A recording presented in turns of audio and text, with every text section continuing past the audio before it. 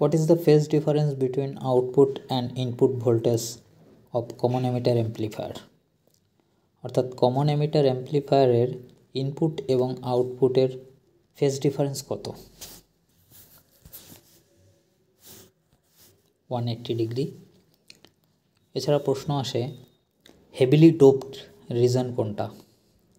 এটাও এমিটার, এমিটারের পরে কালেক্টার, কালেক্টারের পরে বেস। এছাড়া প্রশ্ন আসে কোনটির এরিয়া সবথেকে বেশি? তো সবথেকে বেশি এরিয়া হচ্ছে কালেক্টর, তারপর এমিটার, তারপর বেস। হুইটস্টোন ব্রিজ কী কাজে ইউজ করা হয়? রেজিস্ট্যান্সের ভ্যালু মাপার জন্য ইউজ করা হয়। আপনারা বলুন শেয়ারিং ব্রিজ কোন কাজে ইউজ করা হয়?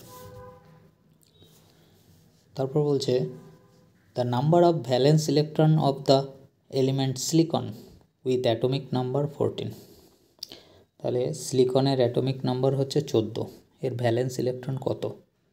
তো 14কে ভাঙা যায় 2, 8, 4, অর্থাৎ লাস্ট কক্ষে 4টি ইলেকট্রন আছে, অতএব এর ভ্যালেন্স ইলেকট্রন হবে 4।